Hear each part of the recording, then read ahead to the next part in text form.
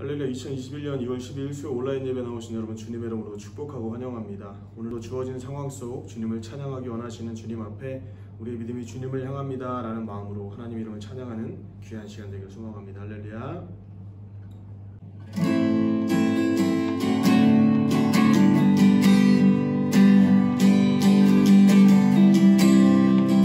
모든 상황 속에서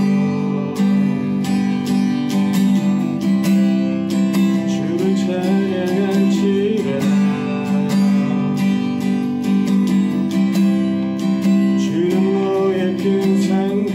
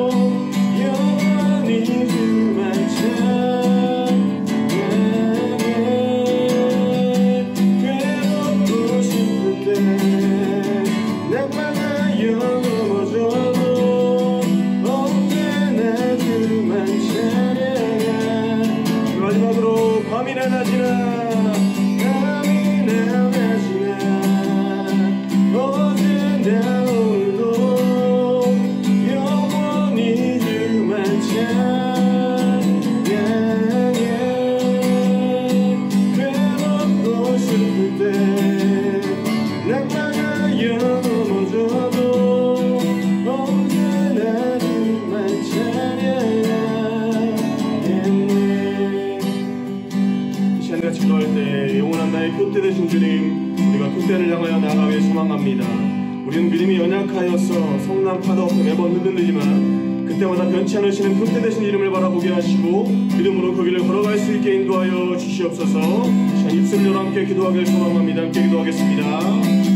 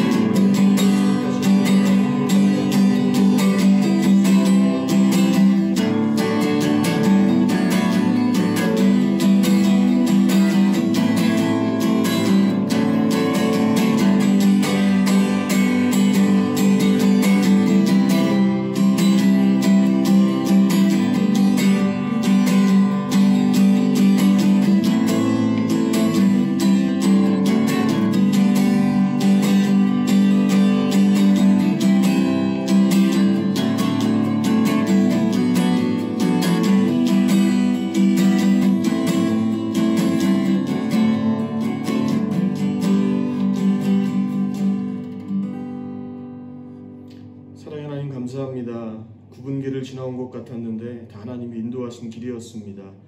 오늘도 굽은 길 가는 것 같아 보이지만 모든 상황 속에서 인도하시는 주님을 바라보며 은혜의 그 길을 걸어갈 수 있게 인도하여 주시옵소서.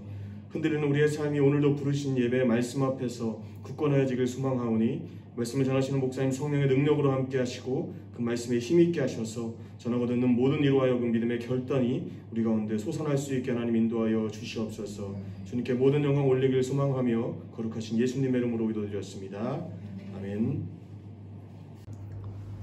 오늘 주신 하나님의 말씀 야고보서 5장 1절로 12절의 말씀입니다.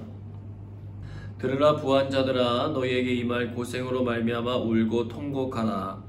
너희 재물은 썩었고 너희 옷은 좀 먹었으며 너희 금과 은은 녹이 슬었으니 이 녹이 너희에게 증거가 되며 불같이 너희 살을 먹으리라. 너희가 말세에 재물을 쌓았도다. 보라, 너희 밭에서 추수한 품꾼에게 주지 아니한 삭시 소리 지르며 그 추수한 자의 우는 소리가 만군의 주의 귀에 들렸느니라. 너희가 땅에서 사치하고 방종하여 살육의 날에 너희 마음을 살찌게 하였도다. 너희는 의인을 정죄하고 죽였으나 그는 너희에게 대항하지 아니하였느니라.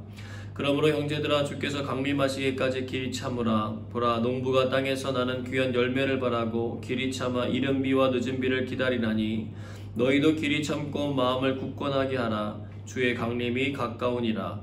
형제들아, 서로 원망하지 말라. 그리하여야 심판을 면하리라. 보라, 심판주가 문 밖에 서 계시니라. 형제들아, 주의 이름으로 말한 선지자들을 고난과 오래 참음의 본으로 삼으라. 보라, 인내하는 자를 우리가 복되다 하나니 너희가 욥의 인내를 들었고 주께서 주신 결말을 보았거니와 주는 가장 자비하시고 긍휼히 여기시는 이시니라. 예, 형제들아, 무엇보다도 맹세하지 말지니 하늘로나 땅으로나 아무 다른 것으로도 맹세하지 말고 오직 너희가 그렇다고 생각하는 것은 그렇다 하고 아니라고 생각하는 것은 아니라 하여 정죄받음을 면하라. 아멘. 오늘은 문 밖에 서 계신 심판주라는 제목으로 주의 말씀 증거하도록 하겠습니다. 날마다 우리의 삶 속에 더 가까이 찾아오셔서 우리와 함께 하시며 우리에게 참된 천국의 삶을 이루게 하시려고 하시는 주님의 그 사랑과 은혜를 많이 받아 누리시는 저와 여러분 모두가 되시기를 주님의 이름으로 축복합니다. 로버트 기요사키가 저술한 부자 아빠, 가난한 아빠라고 하는 책이 있습니다. 저자는 이 책에서 부자 아빠와 가난한 아빠가 자녀들을 향하여 하는 말을 비교하면서 설명해 줍니다. 가난한 아빠가 말합니다. 돈을 좋아하는 것은 모든 악의 근본이야. 그러니 돈 좋아하지 마라. 공부 열심히 해서 직장을 구해야 한다. 나는 너희들을 키우는데 돈을 많이 써서 부자가 될 수 없었다. 항상 돈은 안전하게 사용하고 위험을 피해라. 돈은 중요한 것이 아니다. 그래서 본인도 가난하고 자녀도 가난하게 만든다는 것입니다. 이번에는 부자 아빠가 말합니다. 돈이 부족한 것은 모든 악의 근본이다. 열심히 공부해서 회사를 차려야 한다. 나는 너희들을 위해서 부자가 되었다. 항상 돈을 관리하는 법을 배워라. 돈이야말로 정말 큰 힘이다. 그리고 돈을 받으려면 돈을 주어야 한다. 베풀 줄 모르는 사람은 부자가 될 수 없어. 교회에 헌금도 하고 사회단체에도 많은 기부금을 내고 자선재단에도 돈을 많이 내라. 그래야 부자가 된다. 그랬더니 가난한 아빠가 말합니다. 내게 여유가 생기면 그때 나는 베풀 것이다. 결국 세월은 흘렀고 가난한 아빠는 그저 가난한 아빠로 끝나는 것이 아니라 인색한 아빠로 기억에 남게 되었다는 것입니다. 성경은 부자들이 재물이 많다는 그 사실만으로 그들을 비난하지 않습니다. 그들이 재물을 모으는 방법과 재물을 사용하는 방법에 문제가 있음을 지적하고 있는 것입니다. 돈이 힘인 자본주의 시대에 살고 있는 우리들에게 부자라는 존재는 결국 더 많은 힘을 소유한 사람들입니다. 바꿔 말하면 재정적인 달란트를 더 많이 가지고 있는 사람입니다. 더 많은 책임을 감당해야 하는 사람이라는 것입니다. 많은 사람들이 부자가 되기를 원합니다. 구정을 앞두고 이곳 싱가포르에서도 복권 판매량이 급증하는 이유이기도 합니다. 문제는 어떤 부자가 될 것인지 생각하기보다는 부자 자체가 되고 싶어하는 경우가 많다는 것입니다. 그래서 설령 부자의 기회가 주어진다고 해도 부자로서 감당해야 될 역할을 잘 감당하지 못해서 미끄러지는 경우가 생깁니다. 오늘 말씀을 통하여 하나님이 기뻐하시는 부자의 삶이 무엇인지 잘 깨닫게 되기를 소망합니다. 야고보서 5장 1절부터 3절입니다. 들으라 부한자들아 너희에게 임할 고생으로 말미암아 울고 통곡하라. 너희 재물은 썩었고 너희 옷은 좀먹었으며 너희 금과 은은 녹이 슬었으니 이 녹이 너희에게 증거가 되며 불같이 너희 살을 먹으리라. 너희가 말세에 재물을 쌓았도다. 부유함의 기준은 시대마다 다르며 상대적인 개념으로 많이 작용합니다. 2020년 작년 대한민국 1인당 GDP는 33,346달러입니다. 머니투데이에서는 당당한 부자라는 주제로 2004년부터 매년 전국의 성인 남녀 1,000명을 대상으로 설문조사를 실시합니다. 총 자산이 어느 정도 돼야 부자라고 생각하느냐라고 하는 질문을 던졌습니다. 여러분은 어느 정도 가지면 부자라고 생각하십니까? 2019년도에는 38.8% 정도가 10억 이상을 가진 사람이 부자라고 생각했습니다. 19.8%가 20억 이상, 14%가 30억 이상을 가져야 부자라고 생각했습니다. 그런 반면 2020년도에는 35.7%가 10억 이상, 20.3%가 20억 이상, 16.6%가 30억 이상이라고 대답했습니다. 10억 이상이면 부자라고 하는 견해에 큰 차이는 없지만 1년 사이에 20억 혹은 30억 이상 되어야 부자가 된다는 퍼센트가 좀 더 올라간 것으로 볼 때에 앞으로 점점 더 이 부자의 기준은 오를 것으로 보여집니다. 그렇다면 10억 이상인 사람은 부자고 9억 9,999만 원이 있는 사람은 부자가 아닌 것입니까? 아니에요. 10억을 가진 사람이라도 더 많은 돈을 가진 사람을 바라보면서 나는 부자가 아니라고 말하는 사람도 있을 것이고요. 1억을 가지고도 자신은 부자라고 말하는 사람들도 있을 것입니다. 금액의 전반적인 기준도 중요하지만 더 중요한 것은 그 부유함을 얻기 위하여 그가 어떤 행동을 하며 살아왔는가, 그리고 그가 그 부유함을 얻게 된 후에 어떤 삶을 살아가고 있는가라고 하는 것에 우리의 초점이 맞춰져야 한다는 것입니다. 야고보서는 부한자들의 문제점을 지적하는 것을 뒤로 한 채로 먼저 부한자들이 겪을 고통과 어려움에 대해서 선포합니다.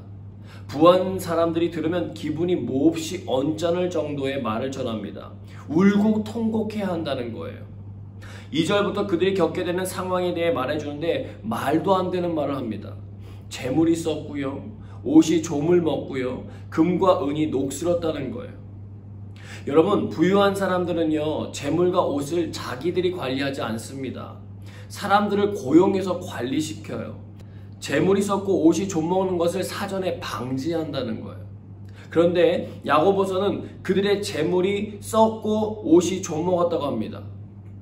또 사람들이요, 금을 사는 이유가 무엇입니까? 녹슬지 않기 때문이잖아요. 변색도 되지 않습니다. 100년이 지나고 1000년이 지나도 변하지 않는 것이 금이에요. 근데 그게 녹슬었고 그 녹이 그들을 고발하는 결정적 증거라는 거예요. 부자들이 들으면요, 피식 웃음이 나올 법한 말입니다. 재물이 썩었다고? 옷이 좀먹었다고? 금과 은이 녹슬었다고? 야, 말도 안 돼. 우리를 대체 어떻게 보는 거야? 우리가 그냥 부유한 사람이 된 것이 아니야. 그 정도 관리 능력은 충분해라고 생각할 수 있습니다. 그런 그들에게 야고보서는 이어서 말씀을 전합니다. 야고보서 5장 4절입니다. 보라, 너희 밭에서 추수한 품꾼에게 주지 아니한 삭시 소리 지르며 그 추수한 자의 우는 소리가 만군의 주의 귀에 들렸느니라. 본격적으로 야고보는 부자가 저지른 죄에 대한 모습을 드러내기 시작합니다. 줘야 할 품삯을 떼먹은 것입니다. 일하는 사람들을 착취하는 악덕 사장님의 모습입니다. 당시 부자들이 추수 때에 가난한 품꾼들을 고용해서 일을 시킨 다음에 그들에게 지불해야 할 정당한 삭스를 제대로 지불하지 않았습니다. 만약 그들이 그것을 요청하면 너 다음번에는 일 주지 않을 거야 라고 하는 협박을 해서 그들을 돌려보내는 것입니다. 울며 겨자 먹기 식으로 가난한 사람들은 자신이 받아야 할 몫을 받지 못했음에도 돌아갈 수밖에 없었어요. 부자와는 달리 그들은 가난했기 때문에 정당한 품삯을 받아야 그들의 생존이 가능했습니다. 그러니 그들이 할 수 있는 일은 속상해서 우는 일이었어요. 하나님은 모세에게 이와 같은 일이 생기지 않게 하기 위하여 오래전 이미 법을 주셨습니다. 레위기 19장 13절입니다. 같이 읽습니다. 너는 내 이웃을 억압하지 말며 착취하지 말며 품꾼의 삭슬 아침까지 밤새도록 내게 두지 말며. 성경에 보면요, 야곱과 라반의 이야기가 나옵니다. 그들은 삼촌과 조카의 관계였어요. 나중에 삼촌 라반의 집을 떠나는 과정에서 야곱이 고백하는 말이 있습니다. 삼촌 집에서 20년 동안을 일하는 동안에 삼촌이 10번이나 자신의 품삯을 바꾸었다는 거예요. 삼촌이 착취한 것입니다. 창세기 31장 42절에 이렇게 고백합니다.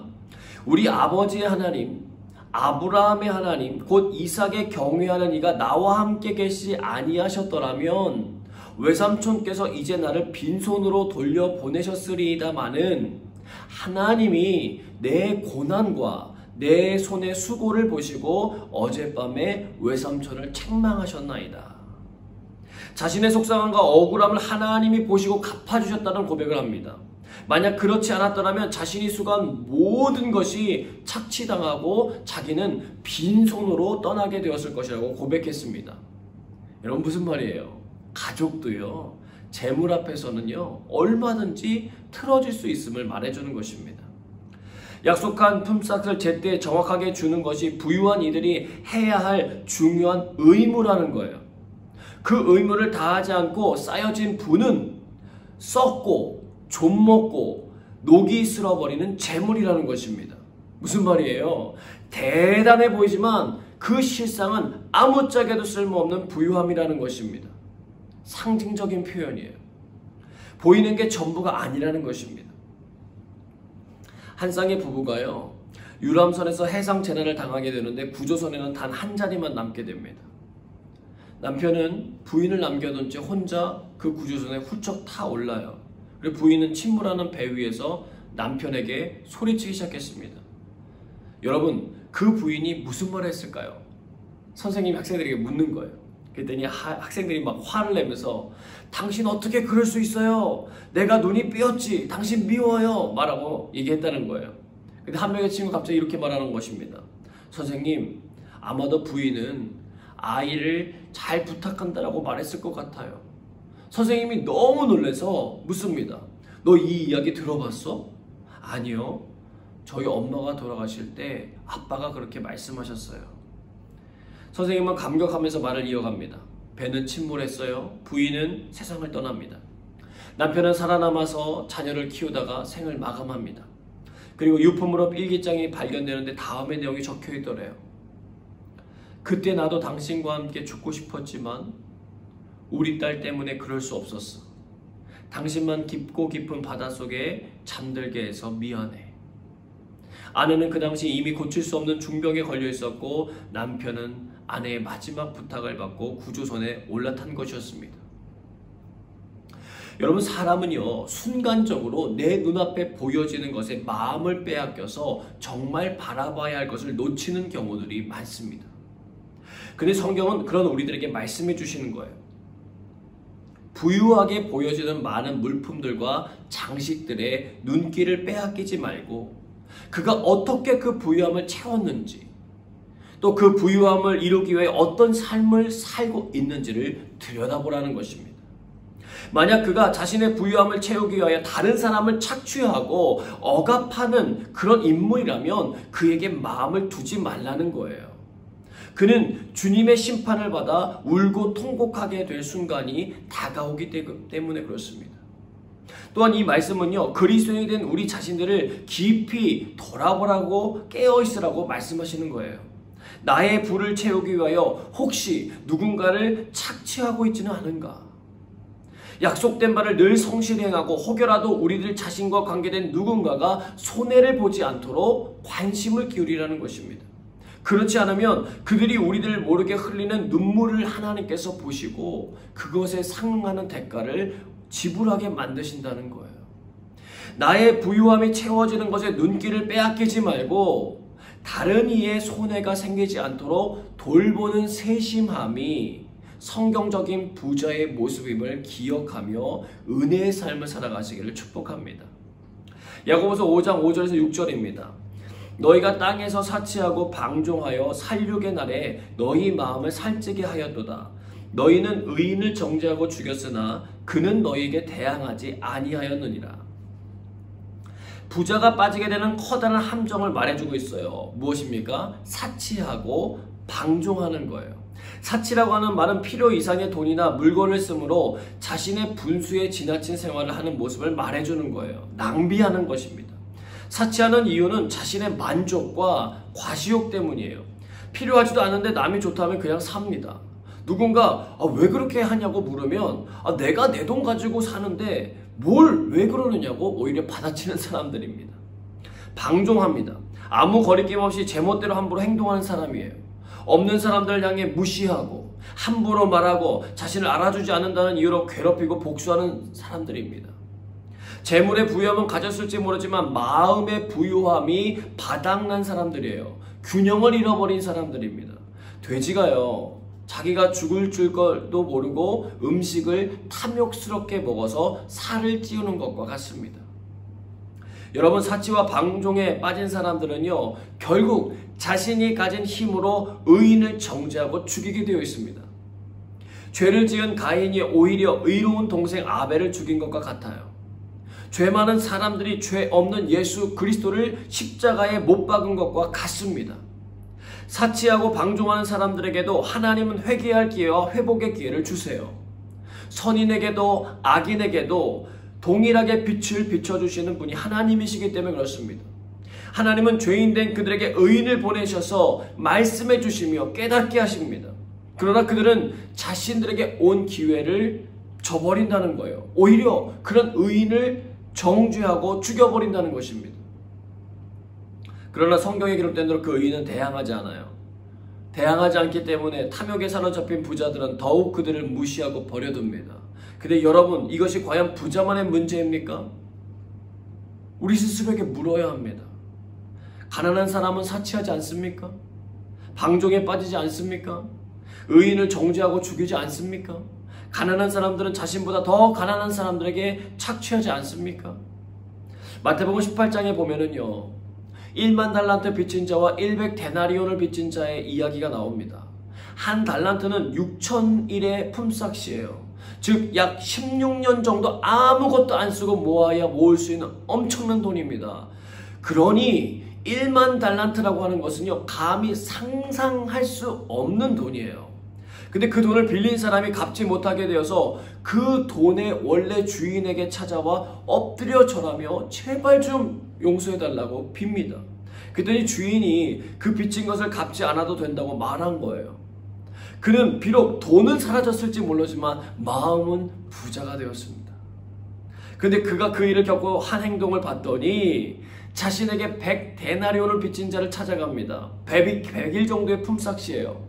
돈을 갚으라고 말하고는 그가 못 갚으니까 그를 옥에다 가둬버립니다. 결국 그 이야기가 1만 달란트를 탕감해준 주인에게 들어갔고 그 역시도 옥에 넘겨지는 비유예요. 그러면서 말씀하시기를 너희의 마음에 형제를 용서하지 않으면 하늘 아버지께서도 너희에게 이와 같이 할 것이라고 말씀하셨습니다. 여러분, 우리가 누군가를 억압하고 사치하며 방종하고 의인을 정죄하고 죽일 수 있는 것은 우리가 받은 은혜를 쉽게 잊어버리기 때문에 그래요. 예수 그리스도께서 보여주신 십자가 사랑의 자리를 기억하지 않고 외면해버리기 때문에 그렇습니다. 날마다 우리가 그리스도의 십자가 앞에 나아가야 하는 이유예요. 우리의 연약한 모습을 고백해야 합니다. 재물의 마음을 빼앗겨 다른 이의 눈물을 외면하기 쉬워요. 우리는 검소하기보다는 사치하기가 쉽고요. 절제하기보다는 방종하기가 쉬워요. 의인들의 말에 귀를 기울이기보다는 그들을 정죄하고 죽이고 싶은 게 우리들의 마음이라는 거예요. 심판의 날 울고 통곡할 줄 모르는 채로 죄를 지으며 살아가는 것이 우리들이라는 거예요. 9절에 기록된 대로 심판주가 우리들의 문 밖에 서 계심을 모르고 살아간다는 거예요. 사랑하는 여러분, 내 속에 숨겨진 나의 연약함들을 주님 앞에 겸손하게 내어놓고 기도하는 이 시간 되시기를 바랍니다. 야고보서 5장 7절로 12절의 말씀입니다. 그러므로 형제들아, 주께서 강림하시기까지 길이 참으라. 보라, 농부가 땅에서 나는 귀한 열매를 바라고 길이 참아 이른 비와 늦은 비를 기다리나니 너희도 길이 참고 마음을 굳건하게 하라. 주의 강림이 가까우니라. 형제들아, 서로 원망하지 말라. 그리하여야 심판을 면하리라. 보라, 심판주가 문 밖에 서 계시니라. 형제들아, 주의 이름으로 말한 선지자들을 고난과 오래 참음의 본으로 삼으라. 보라, 인내하는 자를 우리가 복되다 하나니 너희가 욥의 인내를 들었고 주께서 주신 결말을 보았거니와 주는 가장 자비하시고 긍휼히 여기시는 이시니라. 내 형제들아, 무엇보다 또 맹세하지 말지니 하늘로나 땅으로나 아무 다른 것으로도 맹세하지 말고 오직 너희가 그렇다고 생각하는 것은 그렇다 하고 아니라고 생각하는 것은 아니라 하여 정죄받음을 면하라. 주님이 기뻐하시는 부자의 삶이 무엇인지 알려준 다음에 이제는 그렇게 살지 않는 부자들로 인해서 마음 아파하고 있는 지체들에게 권면합니다. 그들의 모습을 바라보며 원망하지 말라는 거예요. 참으라는 거예요. 인내하라는 거예요. 우리 인생에 정말 중요한 말이기도 하지만 동시에 정말 듣기 싫은 말이기도 해요.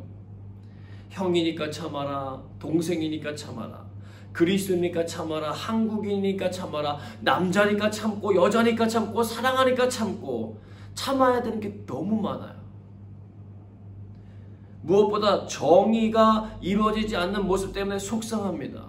악인의 삶이 형통한 것이 너무 속상해서 화가 나고 눈물이 흐릅니다. 원망이 기다렸다는 듯이 나옵니다. 그런데 야고보서는 그들의 눈물을 닦아주지 않고 오히려 원망하지 말고 마음을 굳건하게 하여 인내라는 거예요.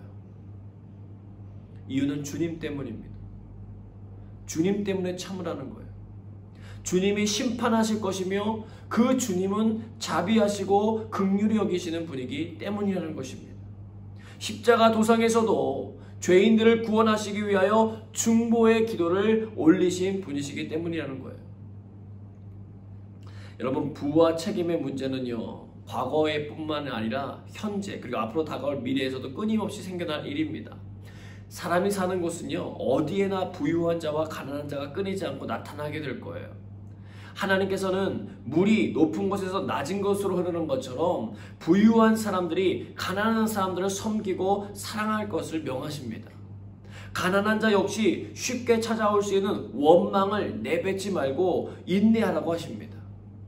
향나무는 자기를 찍는 도끼날에도 향을 묻힌다는 루오의 작품 이름처럼 우리들은 주님을 믿는 백성으로서의 삶을 살아가야 함을 말씀해 주십니다. 이유는 주님이 우리 집 문 밖에 서 계시기 때문입니다. 주님이 하셔야 할 심판을 우리가 대신할 필요가 없다는 것입니다. 우리는 심판자가 아니기 때문이에요. 우리 역시 심판을 받게 될 사람 중에 한 명일 뿐이기 때문입니다. 우리가 해야 할 일은 악인들이 행하는 악한 모습을 통하여 자기 자신을 반성하고 자신 안에 숨겨진 죄악들을 회개하며 겸손하게 주님의 날을 기다리는 거예요. 부자의 모습은 단순히 재물적인 부자에게만 적용되는 문제가 아니라 우리 모두의 가슴 속에 타오르고 있는 죄의 화산과 같은 모습이기 때문입니다. 여러분 준비하셔야 합니다.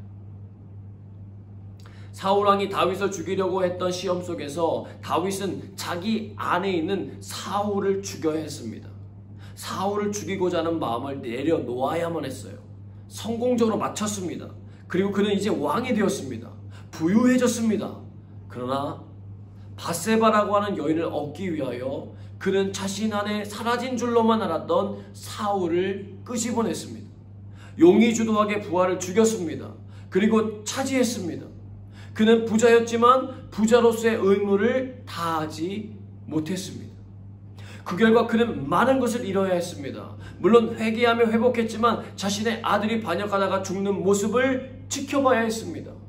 사랑하는 여러분, 하나님의 마음에 합한 사람이었던 다윗도 넘어지는 부유함의 죄가 있습니다. 쉽게 여겨서는 안 돼요. 이 문제는 가벼운 문제가 아닙니다. 그렇다고 너무 절망할 필요도 없습니다. 하나님께서 이 말씀을 우리에게 허락하신 것은 우리에게 기회를 주시는 것이며 우리로 하여금 이 문제를 뛰어넘게 하시기를 원하시기 때문입니다.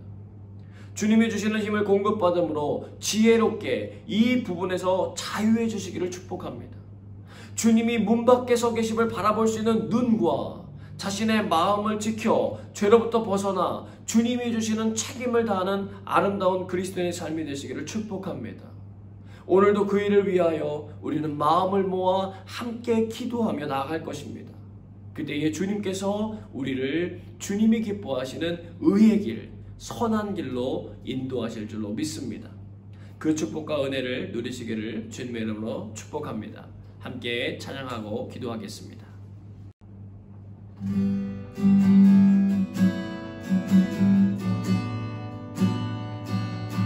난 지극히 작은 자 죄인 중에 괴수 무익한 날 부르셔서 간절한 기대와 소망 부끄럽지 않게 십자가 전개 하셨네. 어디든지 가리라 주 위에 서라면 나는 전하리 그 십자가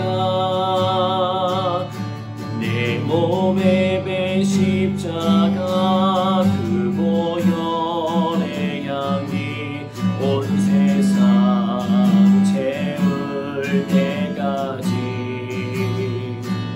살아도 주를 위해 죽어도 주를 위해 사나 죽으나 난 주의 것 십자가의 능력 십자가의 소망 내 안에 주만 사시는 것 난 지극히 작은 자 죄인 중에 괴수 무익한 날 부르셔서 간절한 기대와 소망 부끄럽지 않게 십자가 전개하셨네. 어디든지 가리라 어디든지 가리라. 주 위에 서라면 나는 전하리. 그 십자가 내 몸에 매 십자가 그 보혈의 향기 온 세상 채울 때까지 살아도 주를 위해 살아도 주를 위해 죽어도 주를 위해 사나 죽으나 난 주의 것. 십자가의 능력 십자가의 소망 내 안에 주만 사시는 것. 살아도 주를 위해 살아도 주를 위해 죽어도 주를 위해 사나 죽으나 난 주의 것. 십자가의 능력 십자가의 능력 십자가의 소망 내 안에 주만 사시는 것. 난 지극히 작은 자 죄인 중에 예수 무익한 날 부르셔서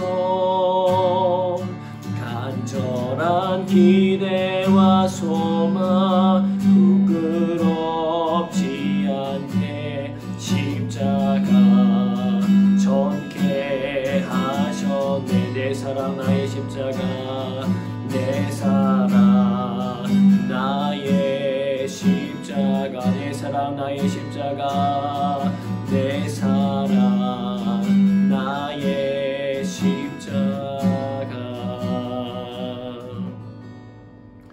하나님, 우리를 참된 부유함의 자리로 이끄시기 위하여 오늘도 일하여 주시니 감사합니다.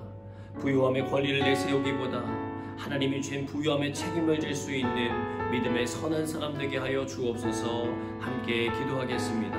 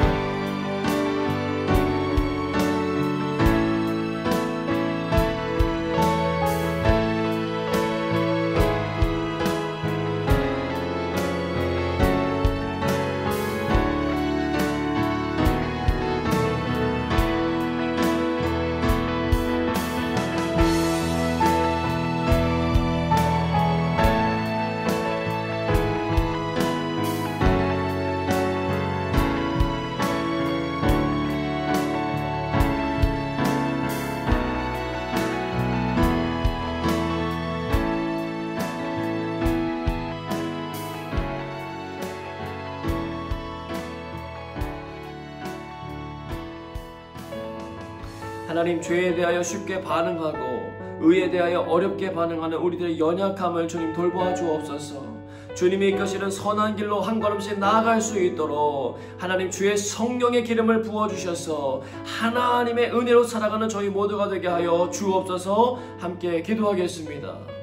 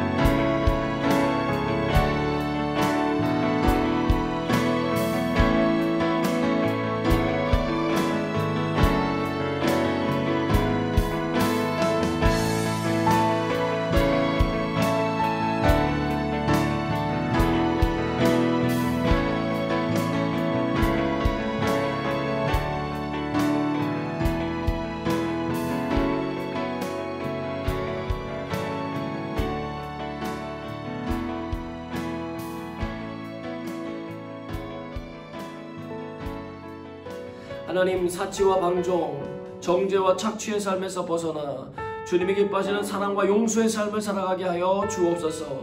십자가 그늘 아래 늘 살게 하시고 십자가의 은혜를 누리며 살아가고 십자가의 은혜를 전달하며 살아가는 저희 모두가 되게 하여 주옵소서. 함께 기도하겠습니다.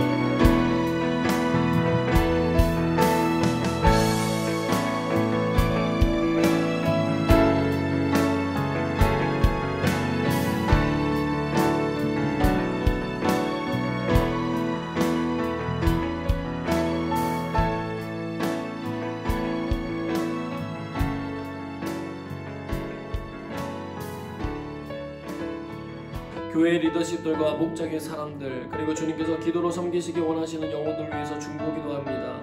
코비드 상황이 나아지기를 위해서 기도해 주시고 교회가 주님의 소금과 빛의 역할을 잘 감당할 수 있도록 중보해 주시길 바랍니다. 또한 개인의 기도 제목을 품고 하나님 앞에 기도하겠습니다.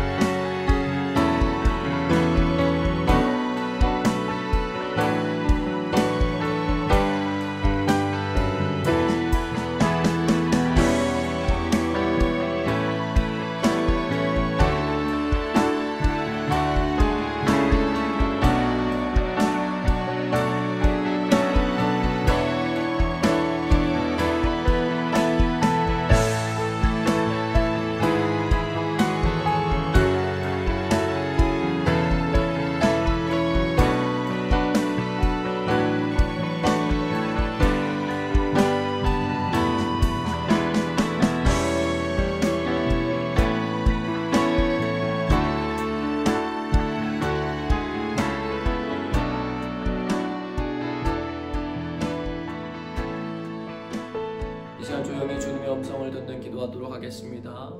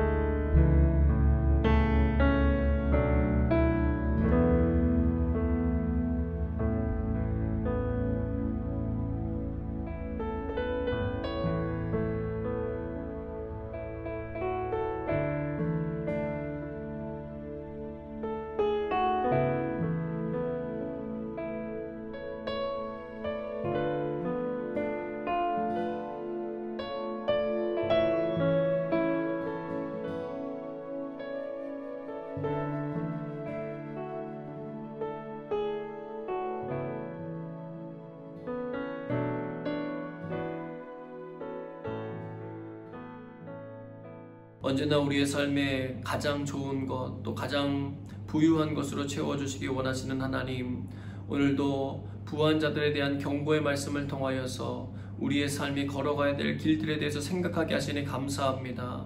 우리가 빠지기 쉬운 연약함의 모든 죄들을 벗어버리고 하나님이 기뻐하시는 의의 길을 걸어갈 수 있도록 성령님 우리에게 임하여 주시옵소서. 우리를 다스려 주시고 우리와 함께하여 주셔서 우리와 하여금 죄의 모든 유혹을 떨쳐버리고 하나님이 기뻐하시는 선한 길로 나아갈 수 있도록 인도하여 주옵소서. 하나님, 보여지는 것들에 의해서 우리의 눈이 현혹되지 않게 도와주시고 우리가 마땅히 감당해야 될 일들에 대해서 우리의 마음에 있게 하여 주시며 하나님의 선하신 축복의 통로가 되어 이 땅 가운데 하나님의 의를 이루며 살아가는 믿음의 백성들 되도록 인도하여 주시옵소서. 코비드 상황에 속히 나아지도록 인도하여 주시고 아버지 하나님, 모든 교회들이 주님의 소금과 빛의 역할을 잘 감당할 수 있도록 성령님께서 보호하여 주시며 우리의 삶을 통하여 세상 사람들이 주의 영광을 볼 수 있도록 우리의 삶의 자리자리마다 그리스도의 능력이 나타날 수 있도록 주님 도와주시옵소서.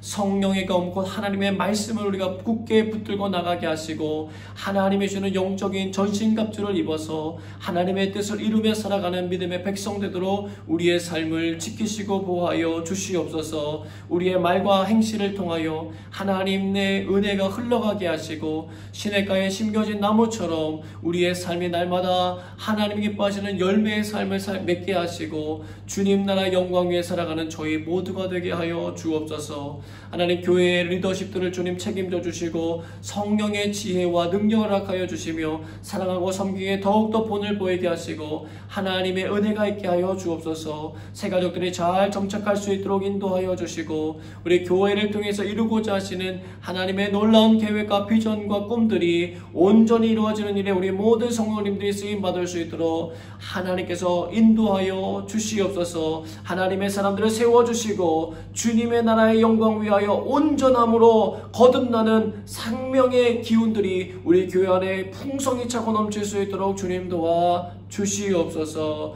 주님, 연약해 있는 영혼들, 지쳐 있는 영혼들, 주의 도움이 필요한 영혼들 주님 찾아가 주셔서 만나 주시고 위로하여 주시고 힘 주시고 은혜 주셔서 일어서게 하시고 다시금 주님 바라보며 주와 함께 동행할 수 있도록 함께하여 주옵소서. 모든 것 주님께 감사드리며 사랑이 마신 예수님의 이름으로 기도드리옵나이다. 아멘. 이제는 우리 구주 예수 그리스도의 은혜와 하나님 아버지의 그 크신 사랑하심과 성령의 교통 역사하심이 주님의 뜻을 따라 살아가기로 결정하는 모든 성도들과 함께하사 하나님 주시는 영적인 기쁨과 부유함 날마다 누리며 살게 하시기를 주님의 이름으로 간절히 축원하옵나이다. 아멘.